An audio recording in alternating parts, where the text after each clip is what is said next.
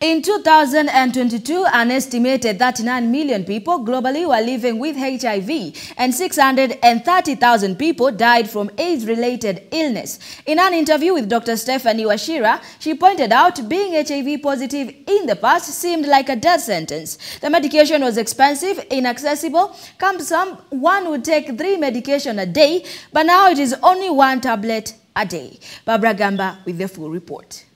Improving life expectancy when you have an illness like that, you know. So before it used to be like what we would term a death sentence, or at least initially medication was very expensive. It was not accessible to many people. It was cumbersome. So you're taking like 3 medications a day, you know. So then that is quite tiring. But now it's 1 tab a day. According to the UN AIDS report, the biggest decline in new HIV infections have been in the sub-Saharan Africa, with some countries having already achieved the 95-95 testing and treatment target.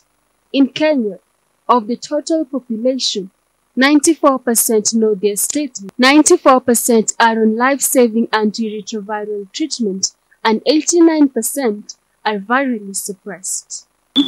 We see particular populations have been catered for better than others. I'd say women, especially in the reproductive age, that's between 15 to 49, when you get pregnant, as you go for antenatal clinics, that is something that is checked mandatorily. So then you are able to catch infections in women and start them on treatment. Now the lag is the male population, because you don't have, well, let me say, an ideal like that to say that every man at this point can come to hospital and be checked.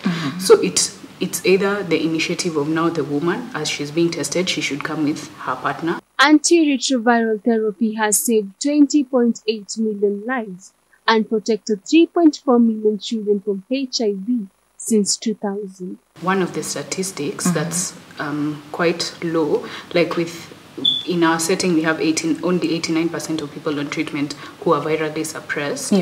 The understanding is also that in terms of children, that is where control of the illness is still lagging behind. I'm not sure yet if it's concerns about now putting children on the medication or things like that, but it could also be related to certain practices, breastfeeding, and also our mother-to-child transmission. But that is what we tackle when we ask a woman to come early and be tested.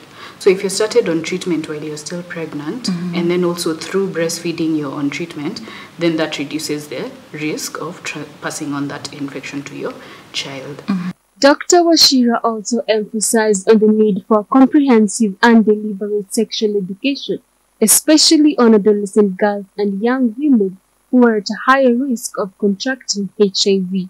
The World Health Organization recently confirmed that people living with HIV who achieve an undetectable viral load and are consistently on antiretroviral therapy, ART, cannot pass the virus to their sexual partners and are at a low risk of passing it vertically to the children.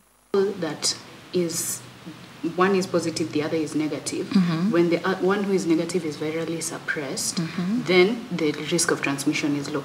But it's not just that. The negative person will be put on medication that now is PrEP, pre-exposure prophylaxis, because you run a risk of getting HIV infection. So both of you will be on ARVs, but for different reasons. This one to bring the viral load down, the other one is protective. Reporting for GBS TV, I'm Barbara Gamba.